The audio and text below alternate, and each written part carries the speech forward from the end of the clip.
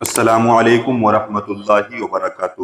ناظرین کرام، آج کا جو موضوع ہے یہ سیدنا سرکار عمر فاروق اعظم رضی اللہ تعالیٰ عنہ جب ایمان آپ لے آئے، اسلام جیسی دولت سے آپ سرفراز ہو گئے، تو اس کے بعد جو مراحل آئے، یعنی کہہ لیجئے کہ آج کا جو موضوع ہے، ابو جہل قبول اسلام کی خبر سن کر آگ بگولا ہو گیا۔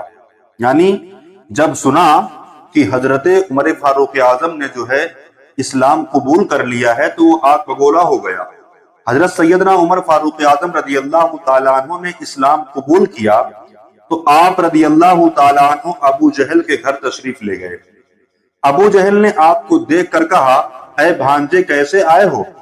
آپ رضی اللہ تعالیٰ عنہ نے فرمایا، میں تمہیں بتانے آیا ہوں کہ میں نے اسلام قبول کر لیا ہے، اور اگر اب تم نے حضور نبی کریم صلی اللہ تعالی علیہ وسلم کے بارے میں کچھ غلط کیا یا کہا تو مجھ سے برا کوئی نہ ہوگا۔ ابو جہل نے حضرت سیدنا عمر فاروق اعظم رضی اللہ تعالی عنہ کی بات سنی تو غصے میں آگ بگولا ہو گیا اور کہنے لگا، تم اور تمہاری اطلاع دونوں ذلیل ہو۔ خانہ کعبہ میں قبول اسلام کا اعلان فرمانا۔ حضرت سیدنا عمر فاروق اعظم رضی اللہ تعالیٰ عنہ نے اسلام قبول کرنے کے بعد حضور نبی کریم صلی اللہ تعالیٰ علیہ وسلم سے عرض کیا، یا رسول اللہ صلی اللہ تعالیٰ علیہ وسلم، جب ہمارا دین برحق ہے اور مشرکین باطل ہیں تو پھر ہم اس دین کو پوشیدہ رکھ کر کیوں عبادت کرتے ہیں؟ آپ مجھے اجازت دیجیے، سبحان اللہ، آپ مجھے اجازت دیجیے رب کعبہ کی قسم، جس نے آپ صلی اللہ تعالی علیہ وسلم کو حق کے ساتھ مبعوث فرمایا، اسلام قبول کرنے سے پہلے میں کفریہ مجالس میں بھی اعلانیہ شرک کرتا تھا۔ اب میں دین اسلام کی محافل کا بھی خوب چرچا کروں گا اور دیکھوں گا کہ کس میں کتنی جرت ہے کہ وہ آپ صلی اللہ تعالی علیہ وسلم اور صحابہ کرام کی طرف گندی نظروں سے دیکھ سکے۔ حضور نبی کریم صلی اللہ تعالی علیہ وسلم کی اجازت سے حضرت سیدنا عمر فاروق اعظم رضی اللہ تعالی عنہ خانہ کعبہ تشریف لے گئے اور مشرکین مکہ کو مخاطب کرتے ہوئے فرمایا، جو مجھے جانتا ہے اسے خوب معلوم ہے، اور جو مجھے نہیں جانتا اسے معلوم ہونا چاہیے کہ میں عمر بن خطاب ہوں۔ میں نے اسلام قبول کر لیا ہے اور حضور نبی کریم صلی اللہ تعالی علیہ وسلم کی اطاعت اختیار کر لی۔ میں تمہیں حضور نبی کریم صلی اللہ تعالی علیہ وسلم کی اطاعت کی دعوت دیتا ہوں۔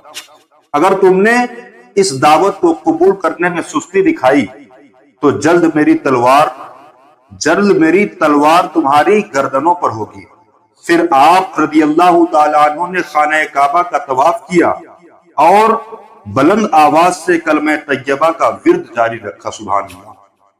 حضرت عبداللہ بن مسعود رضی اللہ تعالیٰ عنہ سے مروی ہے، فرماتے ہیں کہ جب سیدنا عمر فاروق اعظم رضی اللہ تعالیٰ عنہ نے اسلام قبول کیا تو اسلام کھل کر سامنے آ گیا، اور آپ کی اعلانیہ دعوت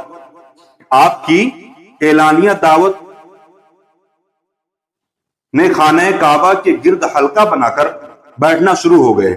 یعنی صحابہ کرام خانہ کعبہ کی طرف کے پاس جو ہے بیٹھ گئے، حلقہ بنا کر بیٹھنے لگے، خانہ کعبہ کا طواف کرنے لگے، اور زیادتی کرنے والوں پہ سختی پیش آنا شروع ہو گئی۔ جو زیادتی کرتے تھے مسلمانوں پر ان پر جو ہے تو سیدنا سرکار عمر فاروق اعظم رضی اللہ تعالیٰ عنہ نے ان پر سختی پیش کرنا شروع کی، اور سیدنا عمر فاروق اعظم کے قبول اسلام کے بعد ایک روز حضور نبی کریم صلی اللہ تعالی علیہ وسلم ظہر کی نماز کی ادائیگی کے لیے خانہ کعبہ تشریف لے گئے۔ حضور نبی کریم صلی اللہ تعالی علیہ وسلم کے دائیں جانب سیدنا ابو بکر صدیق، بائیں جانب سیدنا حمزہ، اور سامنے حضرت سیدنا علی المرتضیٰ، اور سب سے آگے حضرت سیدنا عمر فاروق اعظم تھے، سبحان اللہ۔ حضور نبی کریم صلی اللہ تعالی علیہ وسلم ان صحابہ کرام رضوان اللہ تعالی علیہم اجمعین کے پہرے میں خانہ کعبہ پہنچے اور نماز ظہر ادا فرمائی۔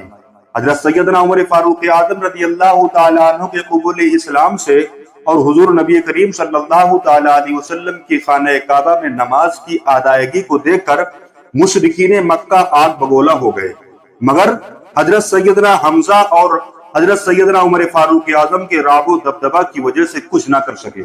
اللہ تبارک و تعالیٰ سے دعا ہے کہ مولا کریم ہمیں اپنے پیارے نبی کے پیارے صحابہ سے بے پناہ محبت کرنے کی توفیق عطا فرمائے اور ہمارا خاتمہ بالخیر فرمائے۔